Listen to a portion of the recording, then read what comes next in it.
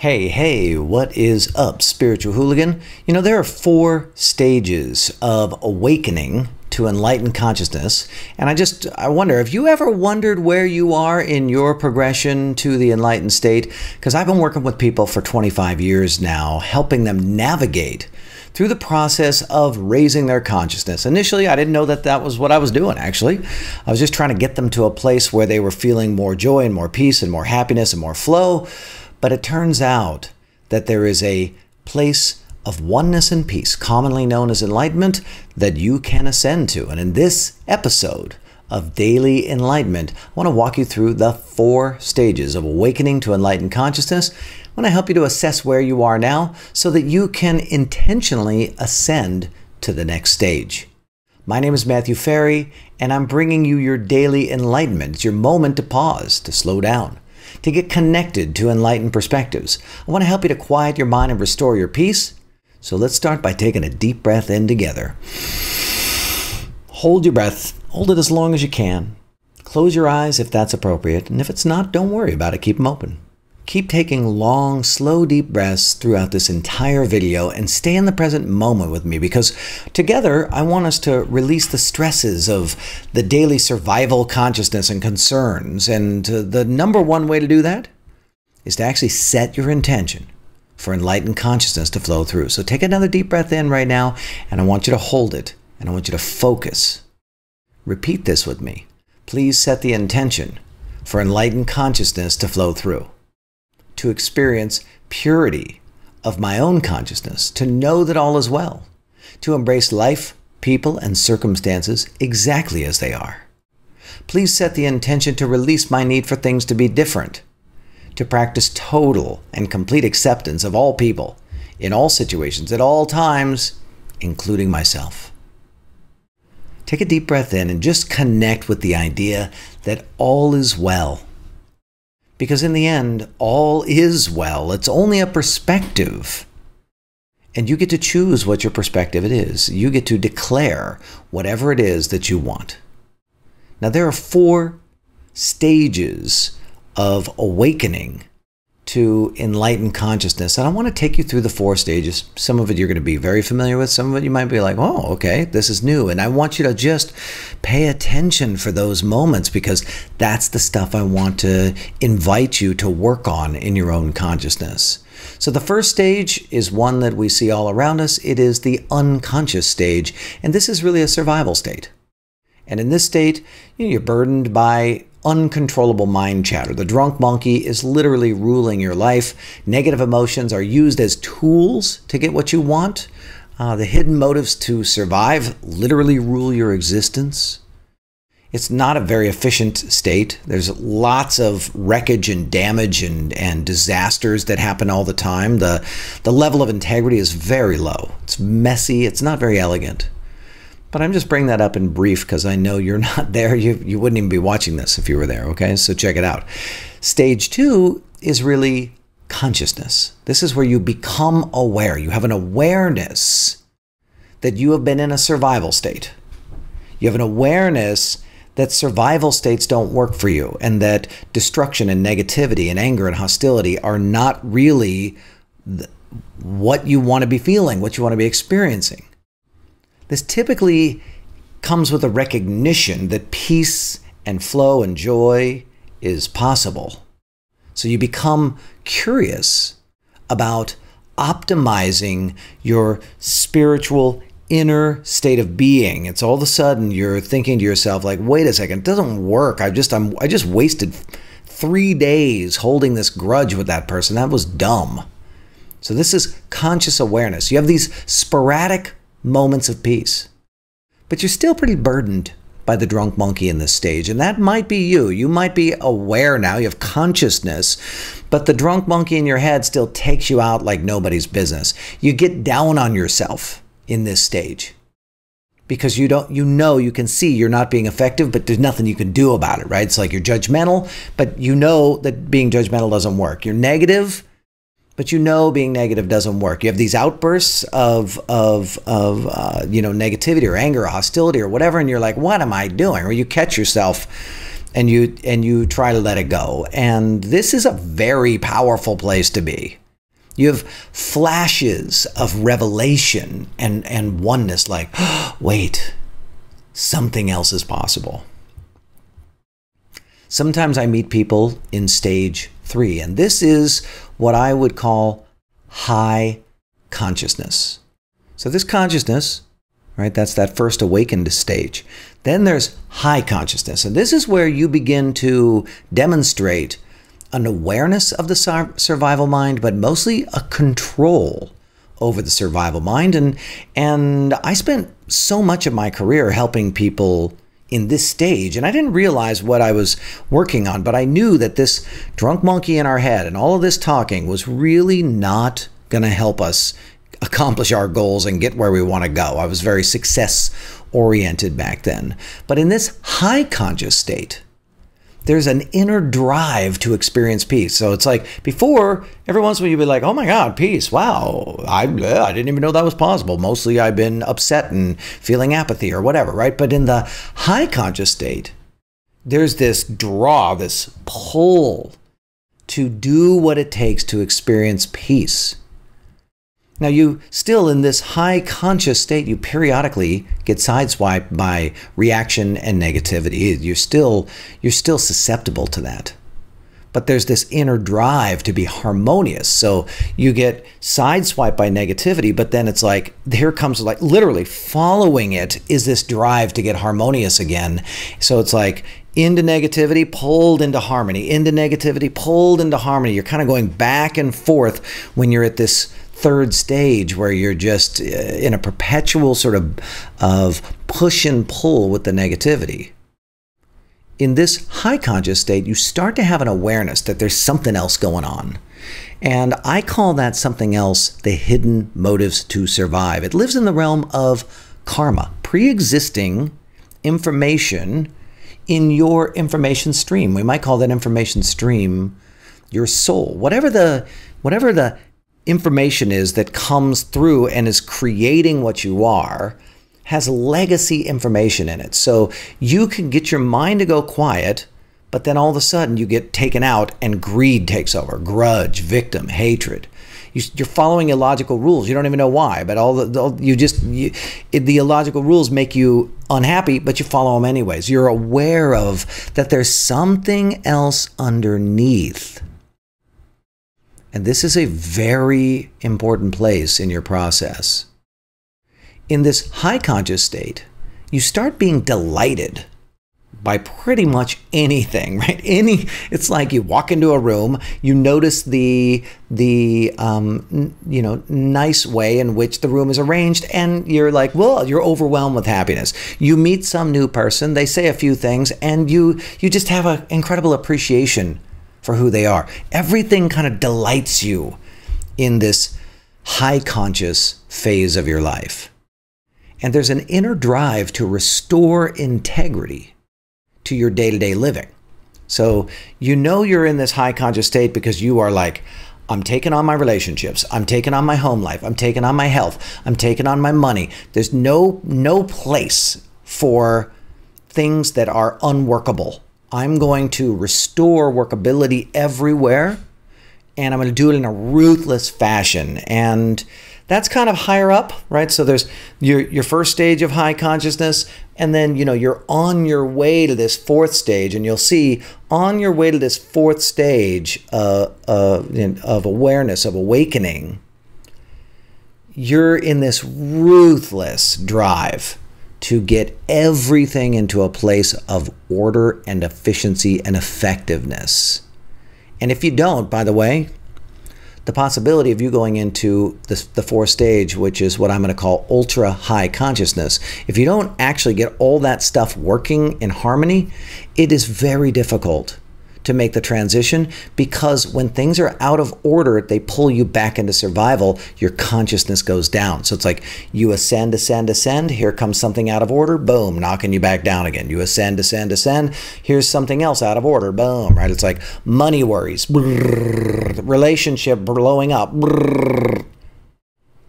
So getting your life into an ordered state makes a huge difference. Now we look at our predecessors. And our predecessors, our enlightened predecessors, They just left society altogether. And when you leave society, it's pretty easy to have things be very organized and optimized because you ain't got nothing going on. But for people like you and I, it's not like you're going to be leaving society. I don't think you are. I'm not leaving society. I got kids. I got a wife. I got businesses. I got stuff. I got investments. I got, obligations and family. I got stuff, right? I'm in it. I'm in all the way. And so I just have been in this intense investigation. How do I live fully in life, but do it in a state of complete peace? And this integrity piece is so critical. Let's talk about the fourth stage. I have a feeling you're probably, in stage 2 or stage 3, but you might be in stage 4. Let me just describe it for you. Let me see, okay? Ultra high consciousness. This is the awareness of source in everything. You walk into a room and you literally see the energy and information. When I say literally see, I don't mean it's like visual. It's just like a recognition, right? So everybody has their own version of it. Right? Remember, you have these senses: see, hear, smell, taste, feel. So you get something's going to happen with those sensory mechanisms. Or sometimes there's what we think of as a sixth sense. I don't know what that is, but I certainly experienced something like that. But there is a knowing that we are all one thing. There's a recognition of the infinite nature in all things. You see the innocence in everything. You see the beauty in everything. You look at destruction and disasters and victimization and tragedy, and you just think, oh my God, how beautiful. Now I know that that's disconcerting initially to think about, but your ability to deal with what causes other people to freak out, your ability to deal with it rationally goes intergalactic. I'm just making that word up. I'm being exaggerating. I'm exaggerating a little, okay? But I like to play with words. Your ability to deal with things rationally goes through the roof when you have no reaction. So you have this recognition that all things are the same thing. There's this unrelenting drive to recontextualize existence. So when you go into these ultra high conscious states, you look out into the world and none of the old definitions make sense anymore. And you start to use new language to explain things in a way that is much more benign or neutral. There's a natural desire to restore integrity, but at a different level now. So in the high conscious stage, you see, if I'm going to get to a state of profound peace in all things, then the environment itself, the world I'm living in, needs to be organized in such a way that it isn't knocking me off on a regular basis and causing me to go into a survival state. So you organize the outer environment to have more harmony and peace and flow. You bring things into a state of integrity and workability. But in your ultra high conscious state, it's a different deal altogether. You begin to see yourself as a multi-lifetime being. You begin to see, oh wow, this behavior that I'm displaying and just keeps knocking me off, this isn't a behavior that I learned in this lifetime. You start to see, oh, maybe there's other information coming in, and you use your will to restore your integrity. In other words, you start to restore the integrity of the imbalances created by the hidden motives, karma, intentions, vows, pre-existing relationships that have nothing to do with this lifetime, and yet here you are behaving through filters that don't exist or didn't come from this time. Everything in your ultra high conscious state optimizes. It optimizes in your presence. When you put your attention on it, it begins to come into a state of order. When you focus on it, it might first destroy and then come back together in a more graceful fashion. Relationships heal. Projects that you are thinking about, things that were on the back burner, suddenly they come on the front burner because there is no fear. The fear is completely gone. Fear is a joke. The body still has fear, right? If I walk into the street and there's a car coming and they honk their horn, the body still has fear. If I'm walking along and my son jumps out and you know, makes a loud noise, my body, thank you, body.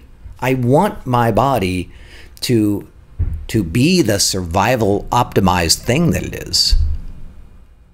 But fear as a concept is gone in the ultra high conscious state. Mind chatter, it feels foreign. You know, you just go like, what? What was that? Oh my gosh, that's my mind.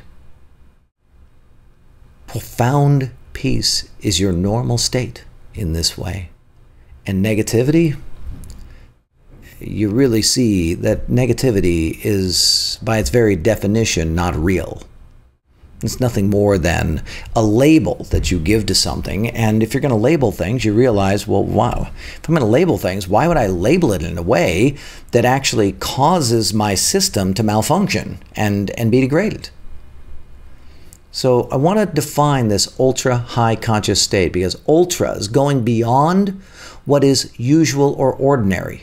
That's the dictionary definition. Going beyond what is usual or ordinary. High, having a, not high, right? High, having a great or considerable extent or upward reach. That's high.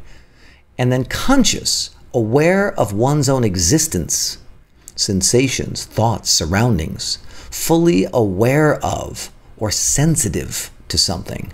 So if you smush all those things together, ultra high conscious, I would say it's something like excessively high awareness of one's own existence and sensitivity to surroundings. Now, when I look at consciousness in general, what I am noticing is, as you go up in consciousness, you are aware of more. Now, the moment you become aware of, for example, as you go way up in your consciousness, you become aware of this multidimensionality, that this existence that you're living in this moment is actually an experience of all of this other stuff that isn't even from this life. You get this multidimensional experience that starts to happen. So that awareness initially can be very disconcerting. And what happens is you shut it off, or your consciousness diminishes because of a lack of acceptance. So your consciousness goes up, then you have to learn to accept what you see. And I will tell you, when your mind goes completely quiet, you start to see things that are not easy to contextualize and think about effectively or explain. And that's not a bad thing. But what you'll find is, as your consciousness goes up, so many of your excuses and things that you used to have no longer work. And when they don't, it's hard to accept, which brings your consciousness back down. This is why so many people get stuck in the high conscious arena, because when they go into ultra high conscious states, let's say they're in front of their teacher and they go into an ultra high conscious state, when they get home, they can't deal with what they see now. And because they can't accept it, it brings their consciousness back down to the level they can accept. What you're aware of and what you accept. That's the equation of what your consciousness is. So I got a question for you. First of all, where are you in your process? You don't have to put that in the notes, but what I do into the comments, but what I do want you to put in the comments is, what gets in the way of you living an ultra high conscious existence? What's getting in your way? What do you need to work on? What do you need to be releasing or letting go of? Let's have some banter here. Let me help you. Let me give you some ideas on this. This is something that I've got a tremendous amount of experience in, and I'd love to give you some help. My name is Matthew Ferry, author of Quiet Mind, Epic Life. And I want you to make sure and like this video, will you please? Share it as well. Like it, share it, leave me a comment. Let's get this message out into the world. Will you help me do that? And when you like it, when you share it, and when you leave me a comment. That tells YouTube, hey, this is a video other people should watch. So it means a lot to me, but it also makes a difference in the world when you do that, because YouTube will serve this video up to more people like you. And I really want you to help me get this message out there in the world. If you dig this, subscribe to my channel. I'll keep making videos for you. I got some ideas rolling around in my head I can't wait to share with you. And I really encourage you to leave me a comment about anything, okay? So nothing's off the table. I am not offendable. There's nothing you can say to me that will actually offend me, okay? You can literally scream bloody murder at me if you want. That's fine. But I just want you to know I'd love to chat with you about anything that's important to you. And then finally, consider joining us over in the Spiritual Hooligan Facebook group, because there's a bunch of people like us. We're all just rapping about these ideas. And so ask to join the group. We'll let you in. I'll put the link below. Thanks again for tuning in to this daily enlightenment. I appreciate you greatly.